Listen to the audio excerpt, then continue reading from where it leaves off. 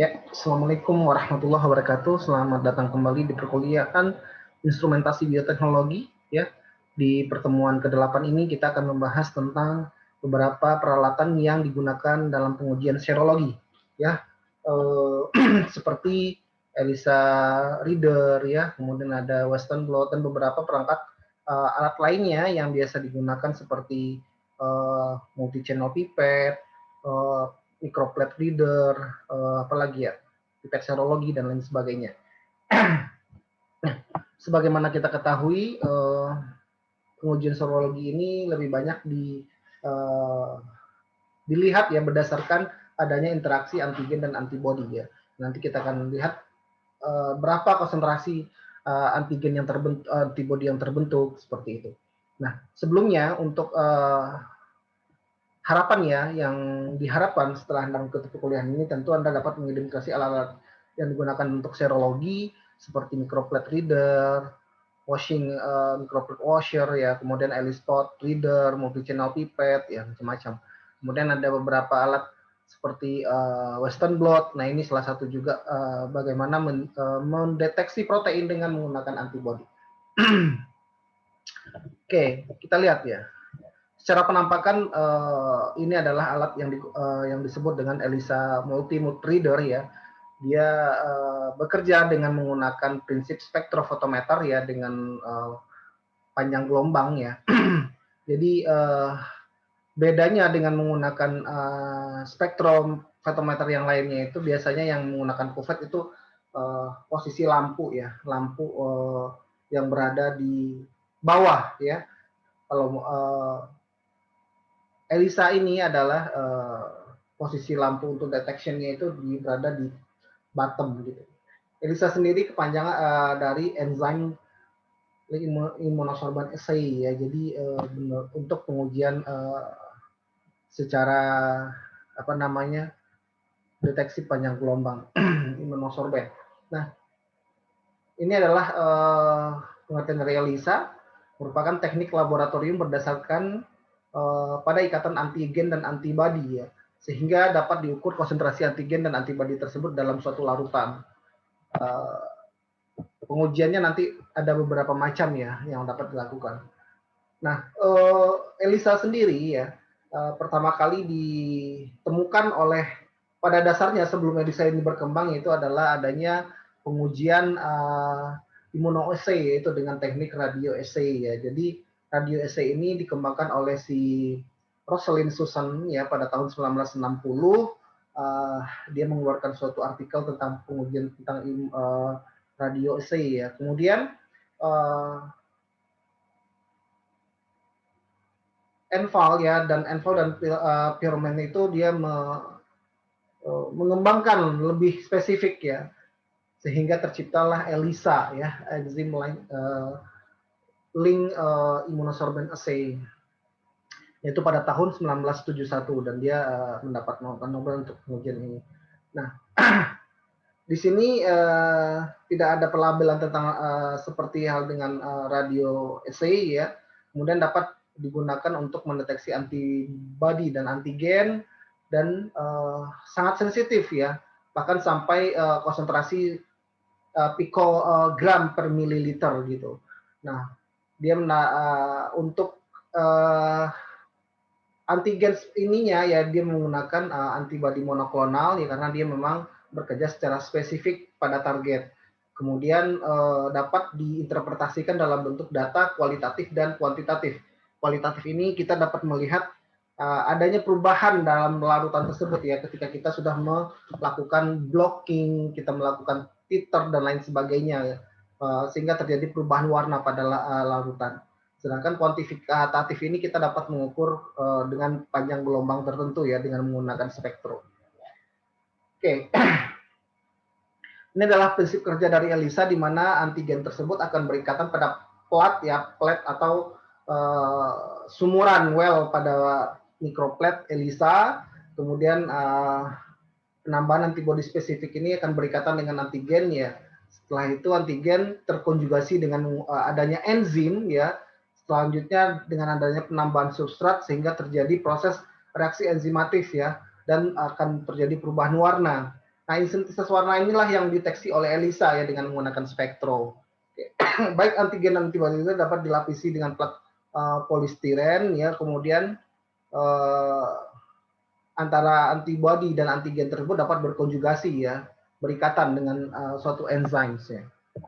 Karena nah, ini adalah beberapa tahapan ya basic dalam pengujian ELISA. Yang pertama itu absorpsi ya, bagaimana proses penyerapan ketika kita melakukan penambahan antigen ya yang diencerkan ke dalam buffer sehingga menempel pada fase padat saat inkubasi.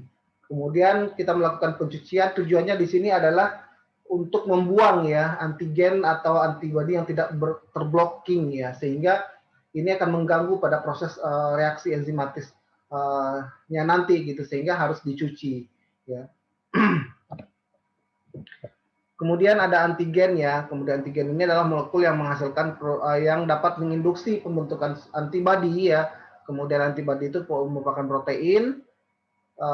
Sedangkan enzim konjugasi ini adalah enzim yang berperan dalam proses pengikatan antara antigen dan antibodi. Biasanya menggunakan seperti fosfatidase ya. Kemudian ada kromatogen, yaitu bahan kimia yang mengubah warna sebagai hasil interaksi enzim. Ya, ini biasanya sebagai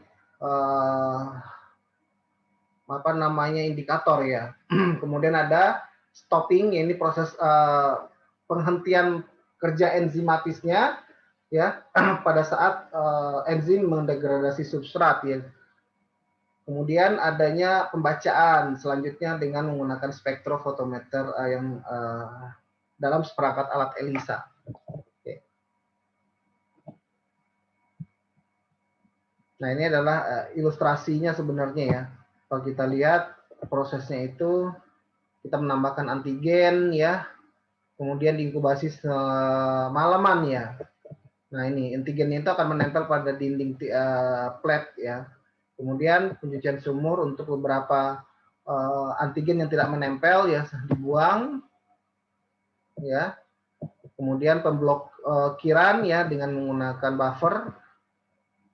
Kemudian setelah 1 jam inkubasi dicuci lagi sumurnya ya dan penambahan sampel ya. Di sini ada kontrol ya, kontrol dan standar yang kita gunakan sebagai acuannya. Tetapi di well yang berbeda ya, bukan di well yang sama.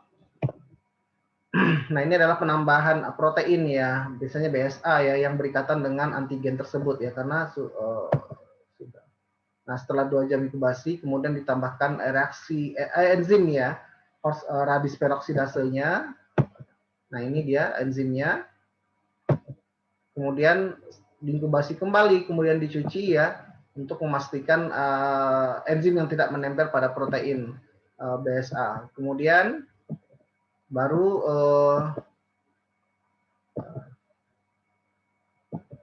reaksinya di stop ya. Ini beberapa. Ini yang sederhana biasanya yang direct ya. Nanti yang ada indirect ya. Ada ini beberapa jenis metode pembacaan ELISA. Ada ELISA direct, ada indirect ya. Kemudian ada sandwich ya. Ini adalah metodenya ya. Dengan tujuan mungkin ada yang lebih spesifik, ada yang lebih sederhana dan oke, Anda bisa. Nah, ini adalah salah satu contoh ya indirect ELISA ya, di mana kita dapat melihat ya dalam suatu well tadi kita tambahkan antigen ya, di mana ada beberapa antigen yang menempel pada dinding well plate, ada yang tidak. Kemudian dilakukan pencucian sehingga hanya dilihat antigen yang menempel saja nih yang pada well. Kemudian ditambahkan protein tadi ya, protein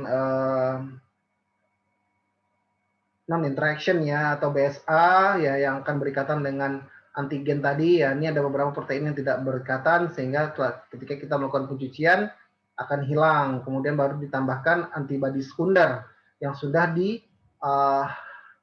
sebelumnya sudah ditambahkan enzim ya radis peroksidase yang dimana enzim ini akan berikatan dengan antibodi sekundernya. Antibodi sekundernya akan berikatan ya berinteraksi dengan antibodi antigen yang terdapat yang melekat pada dinding well ya. Nah, antibodi sekunder yang tidak menempel, yang tidak berikatan itu akan dicuci sehingga akan hilang. Baru nanti ditambahkan substrat sehingga proses enzimatis akan berlangsung di sini ya, proses karena ada substrat di sini sehingga terjadi perubahan warna. Oke. Nah, ini beberapa alat yang digunakan untuk ELISA. Ada microwell plate ya, ini yang biasanya terbuat dari polistiren ya, ukurannya 8x12 dan well-nya itu berjumlah 96 well ya, dengan maksimal kapasitas volume per well-nya itu maksimal 350 mikrolit. Kemudian ada multi channel pipette ya, ini biasanya untuk memudahkan kita dalam proses transfer larutan supaya tidak berkali-kali ya. Jadi sekali transfer itu ada sampai 5 well ya, 5 tips ya. Ini 8 biasanya. Kemudian ini ada washing device ya, ini washing device ini untuk pencucian ya, peralatan ya untuk apa namanya, ELISA. Nah, ini tujuannya supaya tidak ada kandungan kontaminan atau infeksius material ya terhadap larutan atau absorben kita yang kita gunakan. Nah, ini adalah microplate washer ya. Biasanya sih microplate washer, microplate ini hanya bersifat disposable ya, sekali pakai. Akan tetapi kalau seandainya kita merasa agak mahal ya, mungkin kita bisa menggunakan alat ini. Ini hanya bersifat tentatif saja untuk washer, microplate washernya. Ini biasa ya, ada Falcon yang untuk consumable yang mendukung ya, ada Falcon, ada microtube, ada tips dan lain sebagainya. Nah, ini adalah pipet serologi yang umumnya digunakan untuk mentransfer larutan. Biasanya kalau untuk kondisi dalam pengujian serologi ELISA ya juga menggunakan, kalau seandainya kapasitas volume yang ditransfer itu lebih besar menggunakan pipet serologi. Nah, ini ada tatakan larutan ya, ada yang bersih panjang seperti itu ya untuk memudahkan pada proses pengambilan larutan saja. Nah, ini adalah alatnya ya, ELISA Multimode Reader. Kita punya ya di lab itu ada punya tikan itu untuk ELISA Reader juga kita menggunakan dengan panjang lubang tertentu. Ini adalah proses pembacaan ya, apa namanya, hasil akhir ya pengujian. Anda bisa lihat adanya perubahan warna. Katakanlah warna yang berwarna biru ini adalah warna yang positif ya. Adanya interaksi terbentuknya produk ya dalam reaksi antigen dan antibodi tadi. Oke, ini hasil dari ELISA dapat dilaporkan dalam bentuk angka karena dia menggunakan spektrofotometer ya untuk pembacaan terjadinya perubahan warna pada ininya. Kemudian tidak diketahui yang menghasilkan sinyal yang lebih kuat dari sampel yang diketahui itu disebut dengan positif, dan yang menghasilkan sinyal yang lebih lemah itu negatif. Artinya kita dapat melihat secara visual perubahan warna yang terbentuk pada titer itu yang tidak terjadi mungkin itu adalah yang negatif, yang adanya perubahan itu adalah positif. Ini perlunya standar ya dalam suatu proses pengujian dengan basic immunosorben ini, harus ada standar ya, karena kita dapat mengacu pada nilai regresi yang terbentuk dari standar tersebut ya. Karena pembacaan dari spektro tidak terlepas dari itu gitu. Kemudian standar pada umumnya ya dalam proses pembuatan standar ada larutan stok ya, larutan induk ya, kemudian diencerkan, kemudian direaksikan juga ya, proses reaksinya sama, kemudian baru dibaca dengan menggunakan. Nah, ini standar preparationnya ya. Ini ada stok standar, kemudian diambil ya, katakanlah 1 mili ya, kemudian diambil 300 mili ini dilarutkan ke dalam DDW atau aquades kali, sehingga akan selanjutnya setelah di vortex ya, kemudian diambil lagi 300 mikrolit, dipindahkan ke tabung kedua, sehingga ini berjumlah menjadi 1 mili lagi, kemudian begitu seterusnya sampai target berapa yang kita inginkan ya, sampai pengenceran berapa. Ini adalah keunggulan ELISA, Anda bisa baca ya, lebih murah dan paling aman, visualisasi memudahkan dengan tingkat akurasi yang tinggi, lebih spesifik, otomatis dengan mudah membutuhkan reagen minimal ya, dapat dilakukan dengan deteksi kualitatif saja atau pengukuran secara kuantitatif. Ini adalah kelemahannya. Pengukuran aktivitas enzimnya bisa lebih kompleks dari pengukuran aktivitas beberapa jenis radioisotop lainnya. Aktivitas enzim dapat dipengaruhi oleh konstituen plasma, kelengkapan tidak murah ya, sangat spesifik ya untuk antigen tertentu, sehingga akan sulit untuk menentukan reaksi yang tepat ya pada antigen dan antibodinya. Oke, adanya kemungkinan positif palsu dan negatif palsu. Nah ini juga. Ini adalah beberapa aplikasi untuk ELISA, ada untuk pengujian hormon, vitamin, metabolit ya. Bahkan Anda bisa mendengar tes swab antigen, itu salah satu proses serologi ya. Untuk COVID-19 nih itu adalah tekniknya sama seperti itu. Ini reaksi antara antibodi dan antigen pada membran nitroselul. Ini Ini adalah proses yang kedua ya, itu adalah analisis Western blot. Nah, ini Western blot ini bagaimana kita menentukan suatu protein dengan menggunakan antibodi ya sebagai pelacaknya gitu. Nah, kita dapat melihat adanya reaksi antibodi dan antigen pada suatu membran nitroselulos yang terlebih dahulu dipisahkan ya, yang telah memisahkan antigen tersebut berdasarkan merak molekul dari proteinnya. Nah, ini menurut si Ernawati. Ini adalah beberapa ya pengertian tentang Western blotting. Oke, nah kita biasanya memisahkan protein tersebut dengan menggunakan metode elektroforesis ya. Vertikal yaitu adalah stage ya. Tapi berbeda dengan elektroforesis dengan menggunakan DNA, ini lebih kecil ya, poliakrilamid. Kita menggunakan bukan agaros tapi poliakrilamid gelnya ya. Nah, protein tersebut dapat dideteksi melalui metode autoradiografi dengan adanya pelabelan dari senyawa yang berfluorescence atau berpendar ya. Sehingga kita dapat menentukan dengan adanya ikatan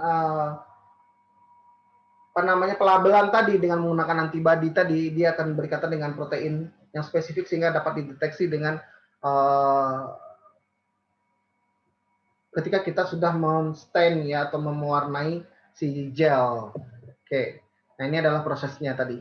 Elektroforesis ini adalah protein, kita pisahkan berdasarkan merak molekul ya. Kemudian ada elektrotransfer dari gel akrilamid kita pindahkan ke nitroselulos ya dengan proses blocking juga, kemudian baru deteksi ya. Oke.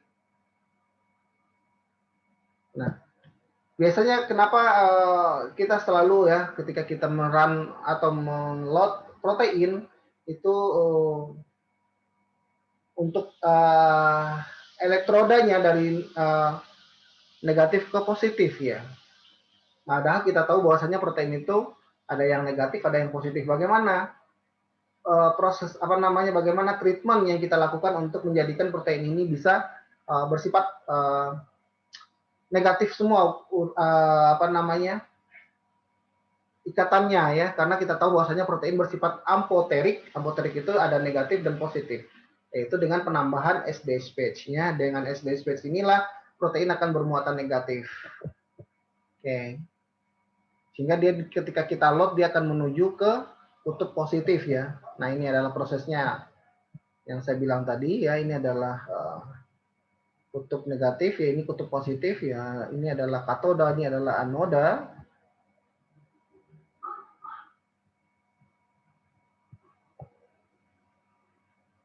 Katoda itu adalah negatif, anoda adalah positif. Oke, nah ini adalah proses penggunaan stage page ya dengan elektrolysis vertikal ya. Ini adalah tahapan dalam proses SDH Western blot ya, tadi kita melakukan proses elektroforesis dengan pemisahan protein. Kemudian tahap keduanya kita melakukan pemindahan protein dari gel poliakrilamid menuju transfer nitroselulos ya, membran nitroselulos dengan menggunakan arus listrik juga gitu. Kemudian tahap ketiga baru kita melakukan deteksi protein yang telah dipindahkan ke membran transfer dengan cara mendeteksi memanfaatkan interaksi antara antigen dan antibodi yang bersifat spesifik. Oke, ini adalah proses secara umum untuk Western blot ya. Nah, bisa lihat adanya pita yang muncul ya pada membran nitroselulos ya, kita foto. Oke, baik, sekian saja untuk pertemuan kita kali ini tentang pengujian serologi dengan alat ELISA Leader dan sama Western blot. Mudah-mudahan Anda dapat memahaminya dengan baik. Dari saya, sekian saja. Assalamualaikum warahmatullahi wabarakatuh.